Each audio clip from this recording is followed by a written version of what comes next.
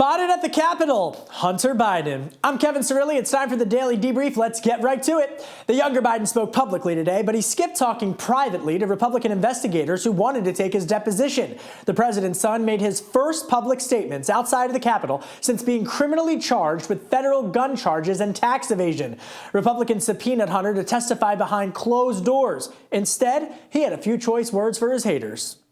For 6 years, I have been the target of the unrelenting Trump attack machine shouting, "Where's Hunter?" Well, here's my answer. I am here. Republicans do not want an open process where Americans can see their tactics, expose their baseless inquiry, or hear what I have to say. What are they afraid of? Republicans are looking into Hunter's business dealings. House Oversight Chairman James Comer and Judiciary Chairman Jim Jordan quickly went on the attack.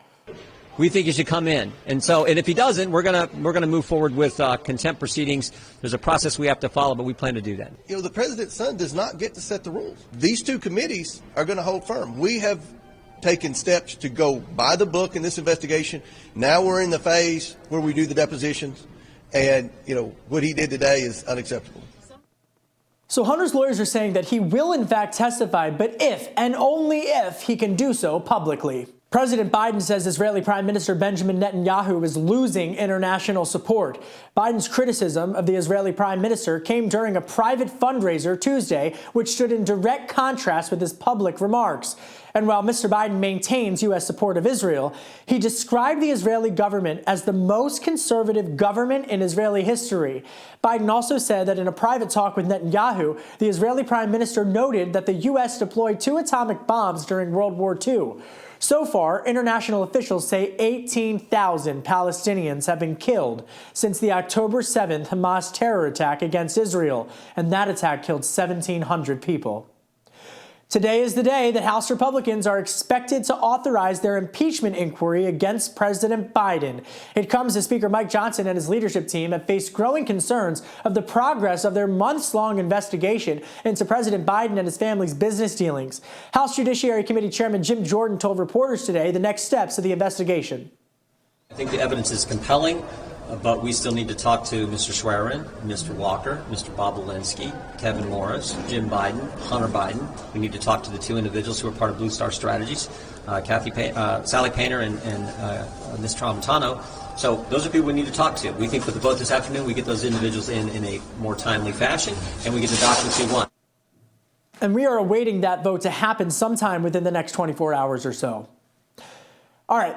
The House is set to vote on that impeachment inquiry against President Biden, and Hunter Biden briefing reporters outside of the Capitol. It has been a busy day here in Washington, and the person in the middle of it all is the Hill's Michael Schnell, who joins us live now from the Capitol. All right, so Hunter Biden's on the Hill. What did you do a second look? Yeah, look, Kevin, I mean, you put it perfectly at the top. Spotted Hunter Biden on Capitol Hill. Folks were wondering if he was even going to show up for this closed-door deposition. The thought was going to be that he would not show up. There would be no sighting of Hunter Biden today. That obviously wrong, but in a different context. He didn't sit for that closed-door deposition, but he did a public statement where he slammed the House Republican investigators, slamming their inquiry, and essentially claimed that his father, the president, had no involvement financially with his business dealings. Of course, as you mentioned, this comes ahead of this afternoon's vote on authorizing that impeachment inquiry. But really fascinating to see Hunter Biden fully swinging in front of the Capitol this morning instead of sitting for that closed-door deposition. Do Republicans have the votes for the impeachment inquiry? Look, Kevin, I just caught up with Speaker Johnson in the Capitol a few minutes ago. He told me he is confident that this resolution passes later today. But look, we're talking about a very slim majority here in the House for Republicans, assuming all members are present and vote, and assuming all Democrats vote against this inquiry, which of course is expected. Republicans can only afford to lose 3 of their own on this vote. So I don't think you can be too sure of anything in this Congress with this slim majority until the final vote comes down. But Speaker Johnson is expressing confidence. We'll be keeping an eye on that vote very shortly. Well, and they lost one. They lost George Santos. So the math, it's one fewer. I mean, that Santos show having a direct impact on some significant votes that are coming up. Another votes that are coming up is in January, where there could be a partial government shutdown. Now a potential supplemental aid package that they're going to punt to after the holiday. So how are lawmakers going to square that circle with a shutdown and a supplemental aid and, oh yeah, all the other things that they got to get done too? Yeah, Kevin, it's this growing to-do list and this narrowing majority for House Republican. You mentioned Santos. Let's not forget about Kevin McCarthy. He's tapping out of Congress at the end of this year. That's going to make that GOP cushion in the House even smaller. And you said it correctly. There is a very large to-do list. First up is that January 19th government funding deadline. Speaker Johnson has said he's done with short-term spending bills, which means there could possibly be a short-term, a partial government shutdown come January. Then there's another deadline in February. If there's a deal on border security that can unlock Ukraine aid, that's going to have to come up in the new year. Looking even farther ahead, in April, FISA, 702 FISA powers are expected to expire. So as you mentioned, Congress's to-do list is only growing. The GOP's majority only slimming at this point.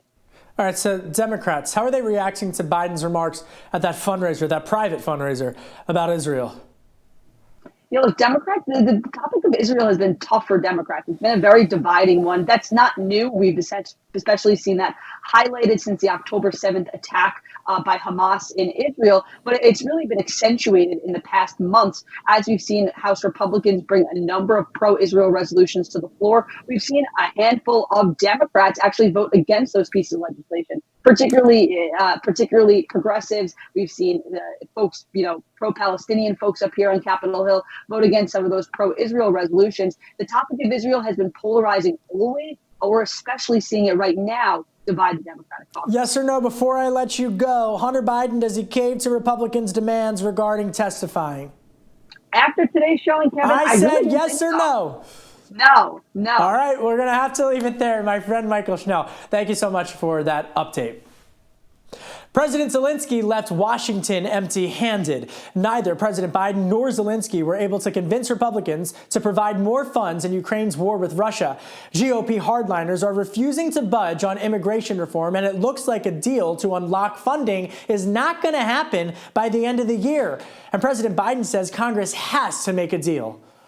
Without supplemental funding, we're rapidly coming to an end of our ability to help Ukraine respond to the urgent operational demands that it has.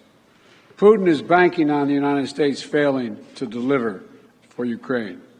We must prove him wrong.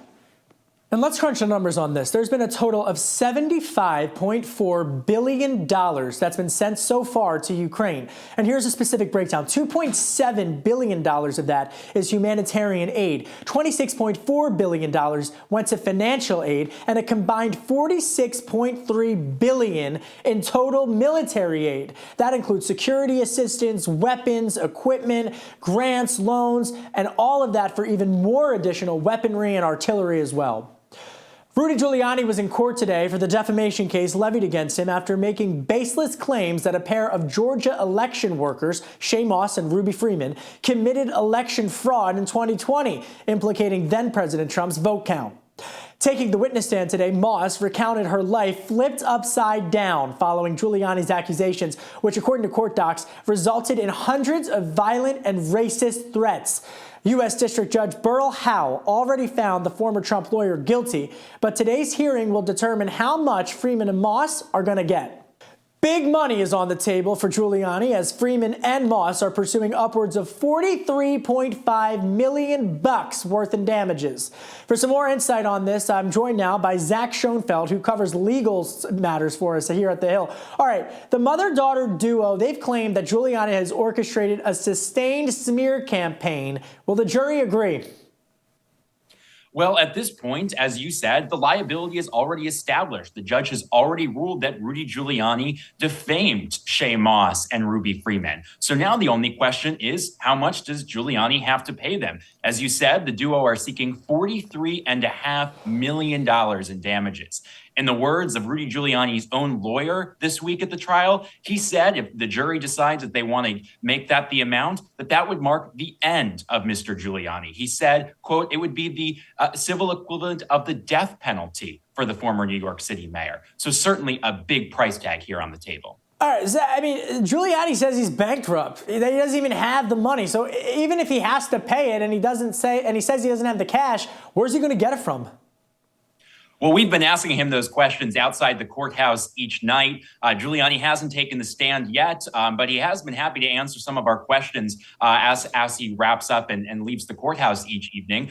We asked him if he'll hold another fundraiser with former President Trump, perhaps, to raise more money. But he really didn't give us too many answers on that front. And that is the key question here in this case. I should also note that Giuliani this week at the trial only has one lawyer sitting at the table with him, Joseph Sibley. Compared to the other side, Ruby Freeman and Shane Moss, they've got a whole team sitting around them. I think there's about 4 or 5 lawyers sitting at their counsel table.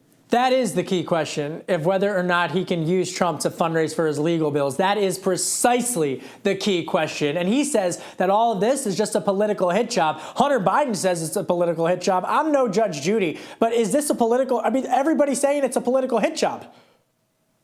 And not only in this case, but also the fact that Rudy Giuliani faces a lot of legal exposure in other cases. He's, of course, charged with former President Trump down in Georgia over many of these same allegations. And there he's not facing, here we're talking about, a financial penalty, which, don't get me wrong, would be a big deal. But down in Georgia, Giuliani is also staring down the possibility of jail time.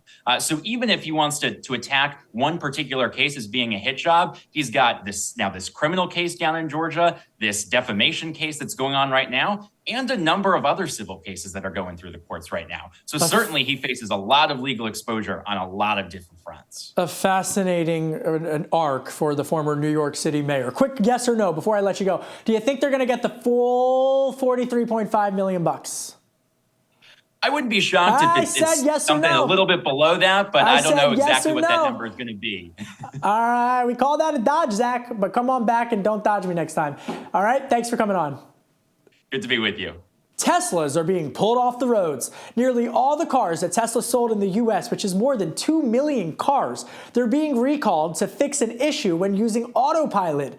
The decision comes following a damning 2-year probe that U.S. safety regulators conducted on about 1,000 crashes that occurred while the feature was engaged. National Highway Traffic Safety Administration, who led the probe, determined that autopilot mode can lead to a false sense of security and misuse. That's why when I drive, I keep both hands on the wheel. But to be candid with you, I actually don't have a car right now. Anyway, that's today's Daily Debrief. I'm Kevin Cirilli. Be sure to like, share, and subscribe to The Hill's YouTube channel. And come on back right here soon for the intersection between politics and policy.